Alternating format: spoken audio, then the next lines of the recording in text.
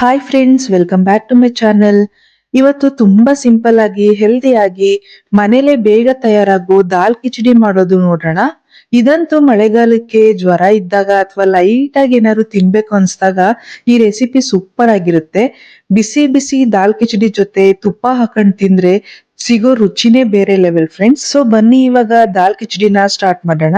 ಮೊದ್ಲಿಗೆ ನಾನಿಲ್ಲಿ ಅರ್ಧ ಕಪ್ ಮೈಸೂರ್ ಬೇಳೆ, ಅರ್ಧ ಕಪ್ ತೊಗರಿ ಬೇಳೆ, ಅರ್ಧ ಕಪ್ ಹೆಸರು ಬೇಳೆ, ಅರ್ಧ ಕಪ್ ಸೋನಾ ಮಸೂರಿ ಅಕ್ಕಿ ತಗೊಂಡಿದೀನಿ. ಇದನ್ನೆಲ್ಲ ನೀರ್ ಹಾಕಿ ಚೆನ್ನಾಗಿ 3 ಸಲ ತೊಳ್ಕೊಂಡು ಅರ್ಧ ಗಂಟೆ ನೆನ್ಸಿಟ್ಕೊಂಡಿದೀನಿ ಫ್ರೆಂಡ್ಸ್. ಆಮೇಲೆ ಇದನ್ನ ಒಂದ್ ಕುಕ್ಕರ್ ಹಾಕೊಂಡು ನೀರ್ ಹಾಕೊಳ್ಳಿ. ಜಾಸ್ತಿ ನೀರ್ ಹಾಕೊಳಕ್ ಹೋಗ್ಬಿಡಿ, ವಿಷಲ್ ಆಗ್ಬೇಕಾದ್ರೆ ಉಕ್ಬಿಡುತ್ತೆ. ಮೀಡಿಯಂ ಆಗಿ ಹಾಕೊಳ್ಳಿ. ನಂತರ ಇದಕ್ಕೆ 1/4 ಚಮಚ ಅರಿಶಿನ ಪುಡಿ, ರುಚಿಗೆ ಸ್ವಲ್ಪ ಉಪ್ಪು ಮತ್ತೆ 1 ಸ್ಪೂನ್ ಎಣ್ಣೆ ಹಾಕೊಂಡು ಕುಕ್ಕರ್ ಮುಚ್ಚಳ ಮುಚ್ಚಿ ಸ್ಟವ್ ಮೇಲೆ ಬೇಯಕ್ಕಿಡಿ. ಇದು 3 ವಿಷಲ್ ಆಗ್ಬೇಕು.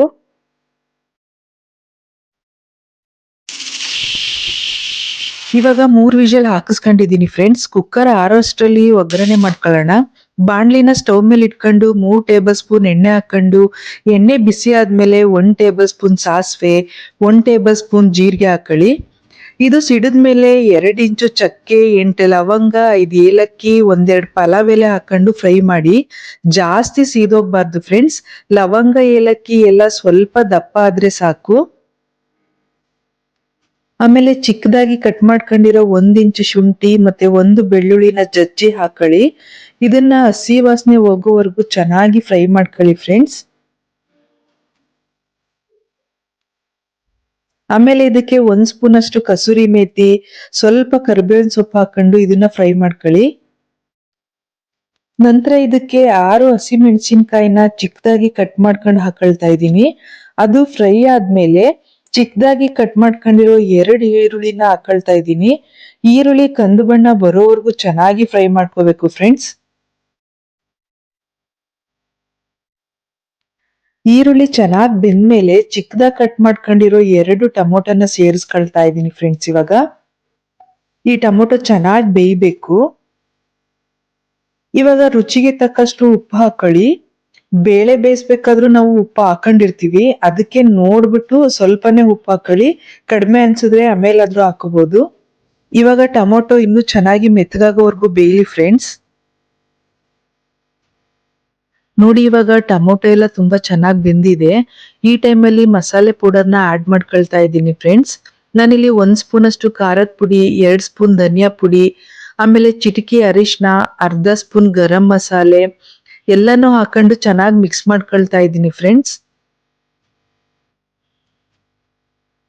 ಮಸಾಲೆ ಹಾಕಿದ ತಕ್ಷಣ ತಲ ಹಿಡಿಯುತ್ತೆ ಅಂತ ಅರ್ಧ ಲೋಟದಷ್ಟು ನೀರ್ ಹಾಕೊಂಡು ಮಿಕ್ಸ್ ಮಾಡ್ಕೊಳ್ತಾ ಇದ್ದೀನಿ.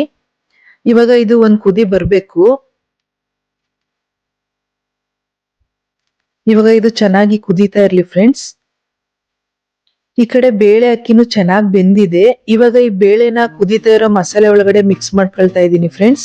ಈ ತರ ಮಸಾಲೆಲಿ ಬೇಳೆ ಅನ್ನ ಎಲ್ಲ ಚೆನ್ನಾಗಿ ಮಿಕ್ಸ್ ಆಗೋ ತರ ಮಿಕ್ಸ್ ಮಾಡ್ಕೋಬೇಕು.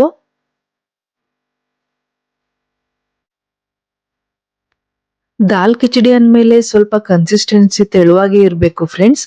ಬೇಕು ಅನ್ಸಿದ್ರೆ ನಿಮ್ಗೆ 1 ಲೋಟ ನೀರ್ ಆಡ್ ಮಾಡ್ಕೊಂಡು ಮಿಕ್ಸ್ ಮಾಡ್ಕೊಳ್ಳಿ. ಇವಾಗ ಒಂದು ಇಂಪಾರ್ಟೆಂಟ್ ಟಿಪ್ಸ್ ಏನು ಅಂದ್ರೆ, ಒಂದ್ ಚಿಕ್ಕ ಲೋಟದಲ್ಲಿ ಹಾಲನ್ನ ಹಾಕೊಳ್ಳಿ. ಹಾಲು ಹಾಕೋದ್ರಿಂದ ಟೇಸ್ಟ್ ಇನ್ನು ಡಬಲ್ ಆಗುತ್ತೆ ಫ್ರೆಂಡ್ಸ್. ಇವಾಗ ಇದು ಚೆನ್ನಾಗಿ ಮಿಕ್ಸ್ ಆಗ್ಲಿ, ಎಲ್ಲಾನು ಚೆನ್ನಾಗಿ ಮಿಕ್ಸ್ ಮಾಡ್ಕೊಳ್ಳಿ.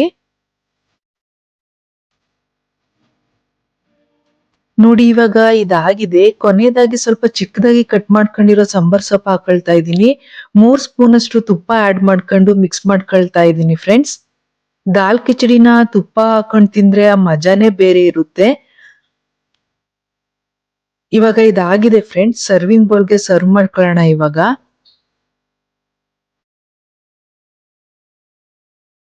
ಬಾಯಲ್ಲಿಟ್ರೆ ಕರ್ಗೋಗೋ ತುಪ್ಪ ಹಾಕಿರೋ ಬಿಸಿ ಬಿಸಿ ದಾಲ್ ಕಿಚಡಿ, ಮೊಸರು ಗೊಜ್ಜು, ಪಾಪಡ್, ಆನಿಯನ್, ಸೌತೆಕಾಯಿ ಕಾಂಬಿನೇಷನ್ ಜೊತೆ ಸವಿಯಲು ಸಿದ್ಧವಾಗಿದೆ ಫ್ರೆಂಡ್ಸ್.